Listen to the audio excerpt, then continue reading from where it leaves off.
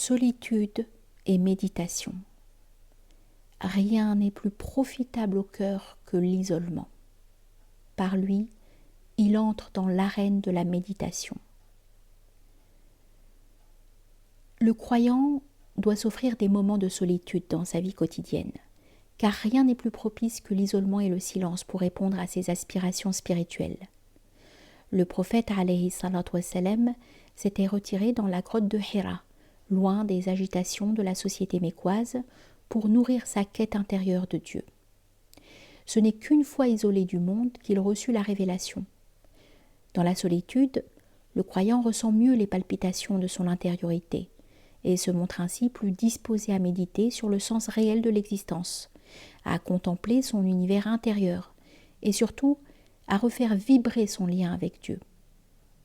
Dans l'isolement, le croyant actualise l'intelligence contemplative qui sommeille en lui, celle qui le rend capable de connaître l'absolu.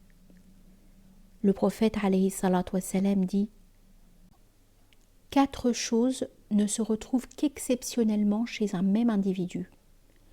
Le silence, et c'est la première forme d'adoration, la modestie, l'art d'invoquer et le contentement. Le silence permet de rétablir la communication avec le Créateur.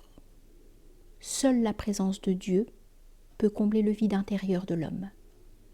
L'isolement crée les conditions intérieures favorables au recueillement dans la proximité divine et le rend ainsi attentif aux moindres signes divins qui se manifestent à sa conscience.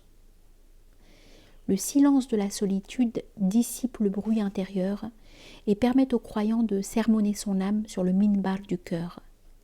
C'est un temps précieux, surtout à une époque où les occupations sont nombreuses, que le croyant s'accorde pour cultiver la présence de Dieu dans son cœur.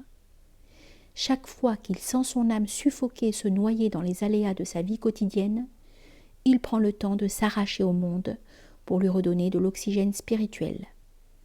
Le cœur ne bat véritablement que dans l'isolement, que quand il n'est plus le jouet des agitations de l'homme.